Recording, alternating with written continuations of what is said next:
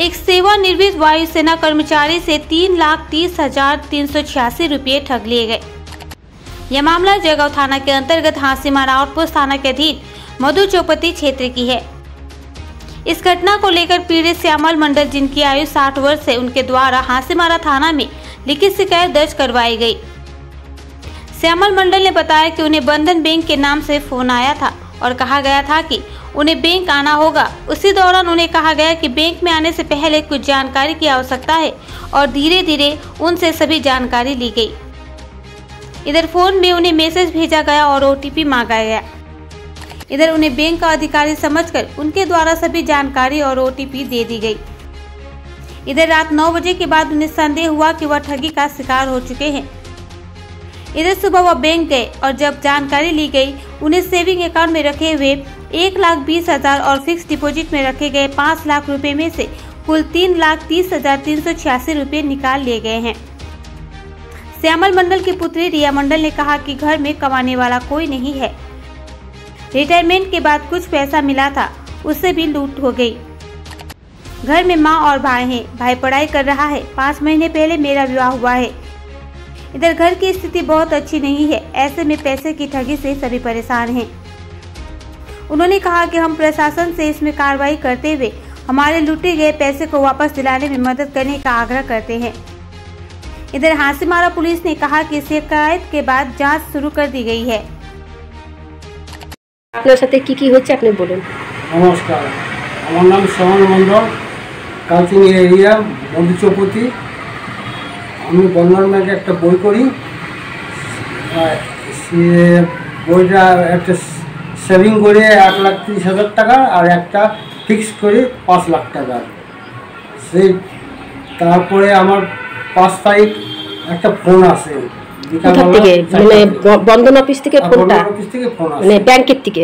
আচ্ছা, ফোন আসে। ফোনে আমাকে বলে যে আপনার KYC হয় নাই, KYC করতে হবে, আপনি কালকে সকালবেলা 11টার সময় পেপারগুলি নিয়ে আসবেন। কী কী পেপার আমি জিজ্ঞেস করছি। আমাকে বলছে Aadhaar card, vote card, PAN card আর ATM কার্ডটা আপনার চলবে না। ATM কার্ড আর আমি নতুন নম্বরটা দিচ্ছি, এই নম্বরে আপনি সেভ করে রাখবেন, বাড়ি কাউকে জানাবেন না, কেউ জান, এটা গুপ্ত থাকবে বলে। আপনি তাই করছেন? আমি কাউকে বলেননি? না, কাউকে বলিনি। তারপরে কিছুক্ষণ পরে বলে আচ্ছা আপনার নম্বরগুলো আমাকে দেন, আমি ফোনে বলতেছি।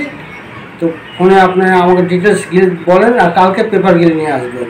আচ্ছা, তারপরে আমাকে তো ডিটেলস বলছে যে পেপারে বলছে যে এটা আধার কার্ড নম্বর কী আছে, প্যান কার্ড নম্বর কী আছে, এসব জিজ্ঞাসা করছে। জিজ্ঞাসা করার পরে বলে আপনি আগামীকালকে 10টার সময় এইসব পেপারগুলি নিয়ে আসবেন অফিসে। আচ্ছা, আপনার কাছে কোনো OTP চাওয়া হয়েছিল কি? OTP আপনাকে আমাকে বলছে সন্ধ্যা 7টার সময় আমি আবার ফোন করবো, ফোনে আপনি ফোনটা আপনি রিসিভ করবেন। আচ্ছা, সেই 7টার সময় আবার ফোন আসে। ফোন আসার পরে আমাকে বলে যে আমি যে মেসেজগুলি দিব, মেসেজগুলি আপনি আমাকে বলবেন, OTP কী যা যা নম্বর আসবে সেগুলো আমাকে বলবেন। তারপরে একে একে আমাকে সব মোবাইলে দেখাইতেছে। হ্যাঁ, আমি বলে যেতেছি। বলে পরে বলে যেটা আমি প্রয়োজন সেটি আমি আপনাকে জিজ্ঞাসা করবো, আপনি সেটি উত্তর দেবেন। তাই আমি উত্তর দিতে গেছি। আচ্ছা ঠিক আছে। তারপরে আমাকে বলছে যে আপনি কালকে 11টার সময় বন্ধন ব্যাংকে পেপারগুলি নিয়ে আসবেন। আচ্ছা, আপনি কখন বুঝতে পারলেন যে আপনার অ্যাকাউন্ট থেকে টাকা কেটে নেওয়া হচ্ছে? 9টার পরে জানতে পারি। কত টাকা? তখন দেখি একের পরে একের সব ডিটেলস। তখন কি আপনি কাউকে দেখাননি? বাড়ির কাউকে বলেননি? কাউকে বলিনি। আচ্ছা, তারপরে যে সকালবেলা আমি দেখি, তারপরে আমি বন্ধন ব্যাংকে আমি যাই। আচ্ছা, তখন কি আপনি একাই যান বন্ধন ব্যাংকে না সাথে আপনার সাথে কেউ যায়? আচ্ছা, গিয়ে কি বললো ওখানে?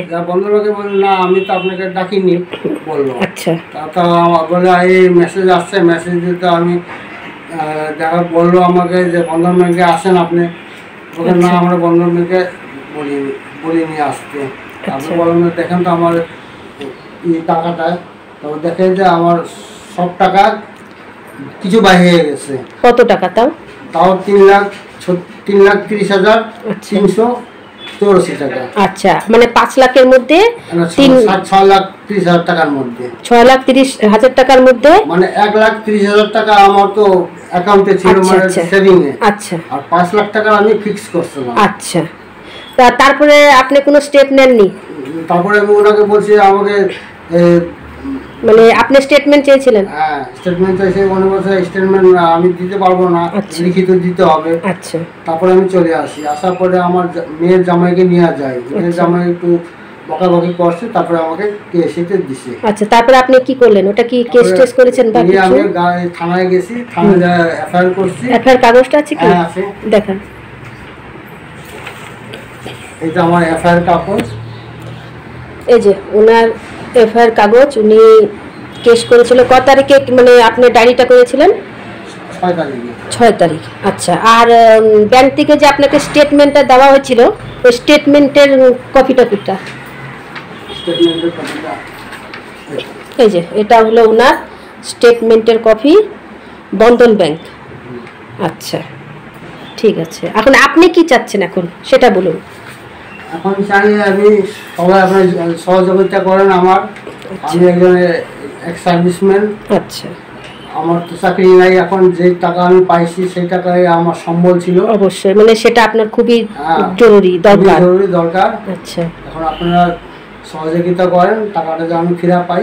আচ্ছা, আর মানে মানে টাকাটা পেলে আপনি খুব খুশি হবেন? টাকাটা পেলে আমি খুব ঠিক খুশি হব। আছে। তো আচ্ছা, তুমি কি হও মেয়ে? হ্যাঁ, তুমি কি চাও বলো? আমি চাই যে বাবার জন্য প্রাপ্য টাকাটা ফিরে পাই। আর কিছু বলবে? না। তুমি কে? বলো। আমি ওনার ছেলে, আমি চাই যে আমার বাবার টাকাটা যেন ফিরে পায়। আচ্ছা, এটাই চাই। আচ্ছা, সবই শুনলেন। তো এখন উনি হলো একজন মানে চাকরিজীবী, মানে কেন্দ্র সরকারের চাকরি করতো। ওনার যেহেতু চাকরিটা এখন নেই, রিটায়ারমেন্টে আছে, এখন মানে কাজকর্ম তো কিছুই নেই। ছেলে মানে কলেজে পড়াশোনা করছে, ছেলেরও তেমন মানে আর্থিক ইনকাম বলতে কিছু নেই। আপনারা যদি পারেন একটু সহযোগিতা করুন, ওনার পাশে এসে দাঁড়ান যাতে উনি টাকাটা ফিরে পায়। আর আমি যতদূর জানি যারা নাকি মানে ফিক্সড ডিপোজিট করে তাদের এইভাবে টাকাটা যায় না। আর যারা প্রতারণা, যারা নাকি টাকাটা মানে যারা মানে ফেক যারা ফোন করে, তারা তো এইভাবে তো 5 লাখের মধ্যে 3,30,000 টাকা নিবে, আর হচ্ছে 1,70,000 টাকা তো রাখবে না, সে তো সম্পূর্ণ নিয়ে নেবে। এটা আবার কেমন হলো? আচ্ছা, যাই হোক, আমার এতটুকুই বলা যে এই কাকুটার পাশে সবাই একটু দাঁড়ান আর ওনাকে একটু সহযোগিতা করুন। ওনার মানে মনের দিক দিয়ে একদমই ভেঙে গেছে, উনি সুস্থ না, টাকার চিন্তা উনি অসুস্থ হয়ে যাচ্ছে। ঠিক আছে কাকু, ধন্যবাদ।